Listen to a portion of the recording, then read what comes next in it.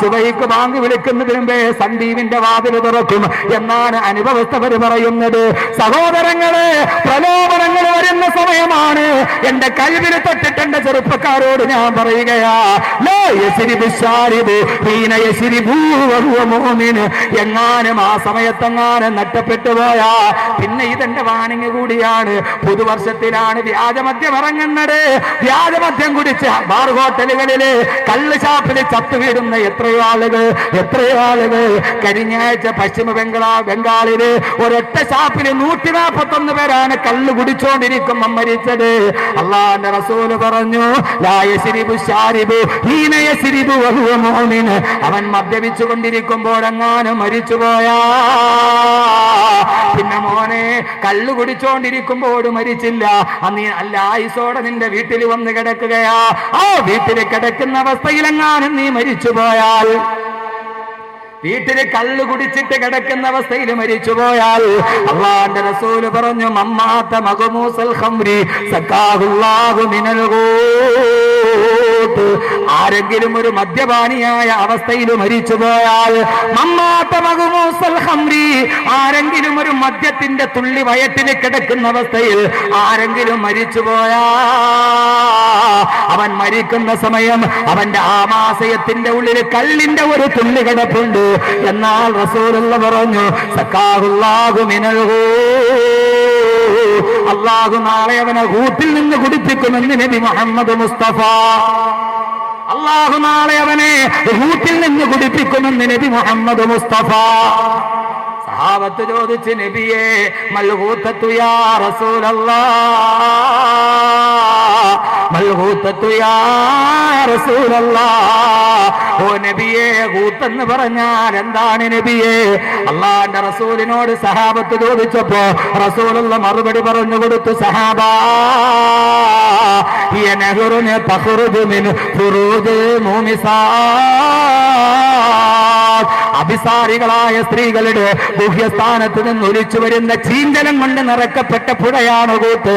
നാളെ മദ്യപാനിക്കല്ല കൊടുക്കുന്നത് ഇത്രയും മോശമായ പാനീയമാണെന്ന് ആദരവായ പ്രവാചകൻ നബി മുഹമ്മദ് മുസ്തഫ. മദ്യപിച്ചുകൊണ്ടിരിക്കുന്ന അവസ്ഥയിൽ മരിച്ചു, അവന് സ്വർഗം നഷ്ടമായി. ഏത് മുത്തക്കൈക്കും ഒരു നിമിഷം കൊണ്ട് സ്വർഗം നഷ്ടമോ? അവൻ നരകത്തിന്റെ അവകാശിയാണ്. അള്ളാഹു കാത്തുരക്ഷിക്കട്ടെ. അതുകൊണ്ട് വസിയത്തായിട്ട് പറയുക, പ്രലോഭനം തൊട്ടു മുമ്പിൽ. നിങ്ങളെ കാണാത്ത കൂട്ടുകാരൊക്കെ ഇനി വിളിക്കും, ന്യൂ ഇയർ ആയില്ലേ, നമുക്കൊന്ന് കൂടണ്ടേ? എൻ്റെ പൊന്നു സഹോദരങ്ങളെ, സഹോദരിമാർക്ക് വേണ്ടി കാർണിവലിന്റെ മൈതാനങ്ങൾ ഒരുക്കപ്പെടും, ആളുകളെല്ലാവരും വിളിക്കും.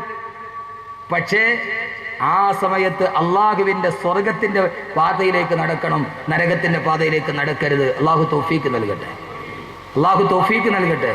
ഒന്ന് ആമീൻ പറയും മനുഷ്യന്മാര്, ഒന്ന് ആമീൻ പറയും ഉറക്കെ. അള്ളാഹു അങ്ങനെ ആക്കട്ടെ. നരകത്തിന്റെ വഴി നമ്മുടെ മുമ്പിൽ ഇഷ്ടം പോലെയുണ്ട്. പക്ഷേ നരകത്തിന്റെ വഴിയിൽ നിന്ന് സ്വർഗത്തിന്റെ പാതയിലോട്ട് കാലെടുത്ത് വെച്ച് നടക്കാൻ നമുക്ക് കഴിയണം. അള്ളാഹു സ്വീകരിക്കുമാറാകട്ടെ. ഈ 2 ദിവസം കൊണ്ട് എന്ത് പറയാനാണ്? ഇപ്പൊ തന്നെ സമയം ഒരു പരിവ്. എന്ത് പറയാനാണ്? ഒരിടത്തും ഒന്നും പറഞ്ഞെത്തുമെന്ന് എനിക്ക് തോന്നുന്നില്ല. എനിക്കാണ് ഒരു ദുസ്വഭാവമാണ്, ഞാൻ പറഞ്ഞാൽ അങ്ങനെ വിശാലമായിട്ടങ്ങ് പിന്നെ ഞാൻ പറയണ്ടെന്ന് വിചാരിച്ച് എൻ്റെ മനസ്സിൽ ഇങ്ങനെ അള്ളാഹു തോന്നിപ്പിച്ചു. അള്ളാഹു ഇത് നിലനിർത്തി തരട്ടെ. അള്ളാഹുവിൻ്റെ ഖുർആന്റെ മധുരം. അതുകൊണ്ട് പൊന്നു സഹോദരങ്ങളെ, പ്രലോഭനങ്ങൾ വരും. ഏതായാലും കുറേ നാളായില്ലേ കൂട്ടുകാരെയൊക്കെ കൂടിയിട്ട് എന്ന് പറഞ്ഞ് ഒന്ന് പോയി ഈ ന്യൂ ഇയറിന് കൂടിയാൽ അതോടെ തീർന്നു. ഇതേവരെ നീ സമ്പാദിച്ചതും ഇതേവരെ നീ ശേഖരിച്ചതും നീ മനസ്സിൽ സൂക്ഷിച്ച ഈ നന്മ അതോടെ നഷ്ടപ്പെട്ടു പോകും. ഞാൻ പലപ്പോഴും ചിന്തിക്കാറുണ്ട്, ഈ മദ്യപാനികളുടെ ഭാര്യമാരെ സംബന്ധിച്ചു കൊടുക്കും. കള്ളു കുടിക്കുന്നവൻ്റെ ഭാര്യ, എനിക്ക് തോന്നുന്നു അവർ നന്നായിട്ട് ജീവിച്ച അള്ളാഹു ഹിസാബില്ലാതെ അവർക്ക് സ്വർഗം കൊടുക്കും. കാരണം പരലോകത്ത് അനുഭവിക്കേണ്ട അദാബ് മുഴുവൻ അവരിവിടെ അനുഭവിക്കുന്നുണ്ട് അല്ലേ? ഭർത്താവിൻ്റെ കയ്യിൽ വന്നാൽ ഇടി, ചവിട്ട്, അവൻ്റെ മക്കൾ. എന്തിനാ സഹോദരങ്ങളെ ഇങ്ങനെ ഒന്ന്? മലയാളത്തിലെ നാറാണത്ത് ഭ്രാന്തൻ എന്ന് പറയുന്ന KPSCയുടെ ഒരു നാടകമുണ്ട്, നാറാണത്ത് ഭ്രാന്തൻ. രാവിലെ മുതൽ വൈകുന്നേരം വരെ നാറാണത്ത് ഭ്രാന്തൻ വലിയ ഭാരമുള്ള കല്ല് താടേന്ന് ഉരുട്ടി ഉരുട്ടി ഉരുട്ടി ഉരുട്ടി വേർപ്പൊക്കെ വന്നാലും സഹിച്ച് രാവിലെ മുതൽ ഒരു വലിയ പാറക്കല്ല് ഉരുട്ടി ഉരുട്ടി പർവ്വതത്തിൻ്റെ മുകളിൽ കയറ്റി. വൈകുന്നേരമാകും, സൂര്യൻ അസ്തമിക്കാറായി, രാവിലെ തുടങ്ങിയ പണിയാണ്. ആ വലിയ പാറക്കല്ല് മലയുടെ മുകളിൽ കയറ്റി കഴിയുമ്പോൾ തിരിഞ്ഞു നിന്നിട്ട് നാറാണത്ത് ഭ്രാന്തൻ എന്ത് ചെയ്യുന്നറിയോ? അത് നേരെ താഴേക്ക് ഉരുട്ടി വിടും. എന്നിട്ട് ആ കല്ല് ഉരുട്ടി വരുന്ന കാണുമ്പോൾ നാറാണത്ത് ഭ്രാന്തൻ കൈവെട്ടിച്ചിരിക്കും. ഇതാണ് നാറാണത്ത് ഭ്രാന്തൻ. ഏതാണ്ട് നാറാണത്ത് ഭ്രാന്തൻ കള്ളുകൂടിയന്മാർ. ഈ നാറാണത്ത് ഭ്രാന്തൻ എന്ന് പറയുന്ന കഥാപാത്രം മദ്യപാനിയാണ്. രാവിലെ മുതൽ വൈകുന്നേരം വരെ ചാലച്ചന്തയിൽ പോയിട്ട് ചുമട് ചുമന്നിട്ടോ അതല്ലെങ്കിൽ കടലിൽ പോയി മീൻ പിടിച്ചിട്ടോ കഷ്ടപ്പെട്ട് പൈസ ഉണ്ടാക്കും. എന്നിട്ട് അത് വെച്ചിട്ട് അവൻ വീട്ടിൽ ചട്ടിയും കലവും പിള്ളേർക്കുള്ള ബുക്കും പുസ്തകവും ഒക്കെ വാങ്ങിച്ചു കൊടുക്കും. വൈകുന്നേരമാകും അതുകൊണ്ട് പോയി കള്ളു കുടിക്കും. അതുകൊണ്ട് നേരെ വീട്ടിൽ വന്ന് ആ ചട്ടിയും കലവും എല്ലാം അടിച്ചു പൊട്ടിക്കും. പിള്ളേരെ നോട്ട്ബുക്ക് വലിച്ചെറിയും. ഭാര്യയുടെ വായിൽ ഇച്ചിരി കമത്തി കൊടുക്കും. ഇവൻ ആരാ? യഥാർത്ഥത്തിൽ ഇവൻ ആരാ? നാറാണത്ത് ഭ്രാന്തൻ. ചെയ്ത അധ്വാനം മുഴുവൻ വൈകുന്നേരം ഇല്ലാതാക്കുന്നത്. എന്തിനാ സഹോദരങ്ങളെ ഇത്? എന്തിനാ ഇത്രയും ശപിക്കപ്പെട്ട ഒന്ന്? അള്ളാഹു നമ്മളെ കാത്തുരക്ഷിക്കട്ടെ. അവസാനം വരെ ഒന്നിനോട് വിട പറഞ്ഞാൽ അങ്ങനെയാകണം. നരകത്തിൻ്റെ പാതയിൽ അള്ളാഹു നമ്മളെ സ്വർഗത്തിലേക്ക് കൊണ്ടുവന്നതാണ്. അള്ളാഹു നരകത്തിൽ നിന്ന് അള്ളാഹു നമ്മളെ മാറ്റിത്തരട്ടെ. അതിനെന്ത് ചെയ്യണം? നരകത്തിലേക്ക് പോകാതിരിക്കാൻ എന്ത് ചെയ്യണം? സ്വർഗം വിലയ്ക്ക് മേടിക്കണം. സ്വർഗം വിലയ്ക്ക് മേടിക്കണം. സ്വർഗത്തിന് വില നിശ്ചയിക്കാൻ പറ്റുമോ? അള്ളാഹുടെ സ്വർഗത്തിന് അള്ള പറഞ്ഞ സ്വർഗം വിലയ്ക്ക് മേടിക്കണമെന്നാണ്. നരകത്തിൻ്റെ ഭാഗത്തേക്ക് ചെയ്യാതിരിക്കണമെങ്കിൽ എന്ത് ചെയ്യണം? സ്വർഗം വിലയ്ക്ക് മേടിക്കും. സ്വർഗം വിലയ്ക്ക് മേടിക്കാൻ ആർക്കാ പറ്റുന്നത്? പസമിങ്ങാസ് അറബിക്കടലിൻ്റെ മുകളിലേക്ക് മുഖം തിരിച്ചു നിൽക്കുന്ന 18 നിലയുള്ള 2200 കാറുകൾ പാർക്ക് ചെയ്യാൻ കഴിയുന്ന 4 മിനി തിയേറ്ററുകളിലുള്ള 2 ഹെലികോപ്റ്ററുകൾ ഒരേ സമയത്ത് വന്നിറങ്ങാൻ കഴിയുന്ന ഹെലിപ്പാഡുള്ള അറ്റ്ലാന്റ എന്ന വസതി ഉണ്ടാക്കിയ മുകേഷ് അംബാനിക്ക് പോലും പറ്റൂല. ലണ്ടനിലെ അറ്റ്ലാന്റ ഹോട്ടൽ കണ്ടിട്ടാണ് മുകേഷ് അംബാനി അറബിക്കടലിൻ്റെ മുമ്പിൽ അതുപോലെ ഒന്നുണ്ടാക്കിയത്. പക്ഷെ മുകേഷ് അംബാനിക്കും കെണിഞ്ഞു. എന്ത് പറ്റി? ജോത്സ്യം നോക്കിയിട്ട് വന്ന് ഇവിടെ താമസിച്ചാൽ നീ പോക്കാന്ന്. അംബാനി കയറിയില്ല. അംബാനി പാല് കാച്ചിയ വീട് ഇപ്പോഴും ഇതെല്ലാം അതേവരെ ജോത്സ്യന് ഒരു പരിപാടി ഇല്ലായിരുന്നു. ഇതെല്ലാം പണിത് തീർന്ന് 2 ഹെലിപ്പാഡ് ഒരേ സമയത്ത് 2 ഹെലികോപ്റ്റർ ഇറങ്ങാം. 2200 കാറുകൾ സെല്ലുലാർ കോമ്പൗണ്ടിൽ പാർക്ക് ചെയ്യാം.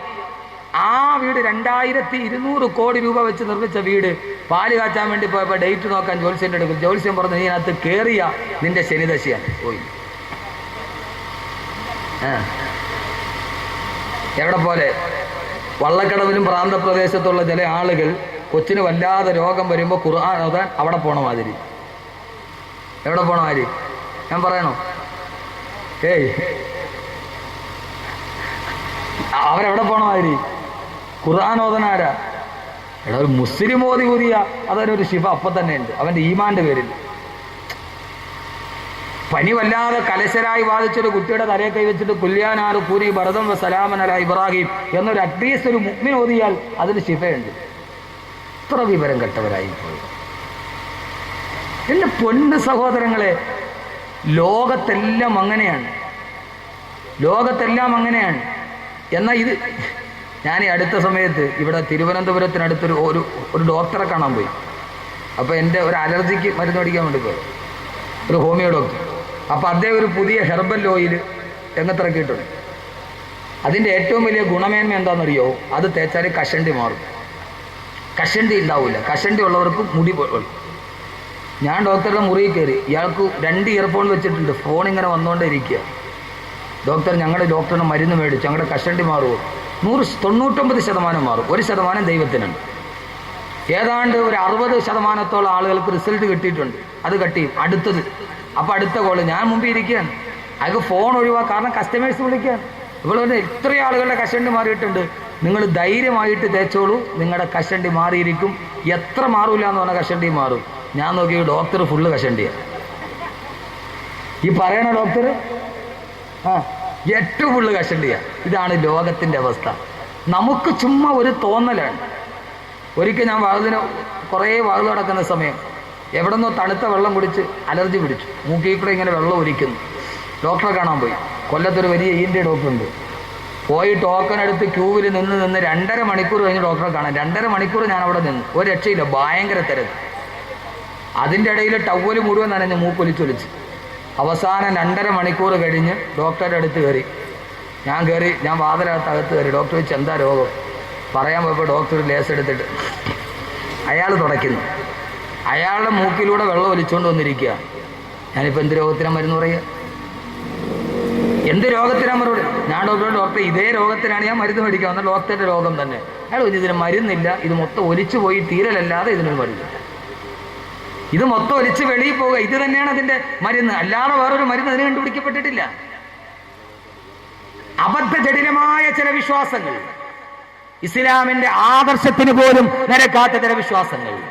എന്റെ പ്രിയപ്പെട്ട സഹോദരങ്ങളെ, അതുകൊണ്ട് ഞാൻ പറയുന്നു, ജീവിതത്തിന്റെ ഏത് ഭാഗത്തിലും എത്ര വലിയവനാണെങ്കിലും അള്ളാന്റെ സ്വർഗം വിലയ്ക്ക് വാങ്ങാൻ പറ്റൂല. പക്ഷെ അള്ളാന്റെ സ്വർഗം വിലയ്ക്ക് വാങ്ങാം രണ്ട് കാര്യങ്ങളുണ്ടെങ്കിൽ. നരകത്തിന്റെ പാതയിൽ നിന്ന് മാറി നമുക്ക് ഇങ്ങോട്ട് കടക്കാം. പക്ഷെ അതിന് നരകത്തെക്കുറിച്ച് നമ്മൾ പറയേണ്ടതുണ്ട്. അള്ളാഹു എല്ലാവിധ ഖൈർ നൽകി അനുഗ്രഹിക്കട്ടെ.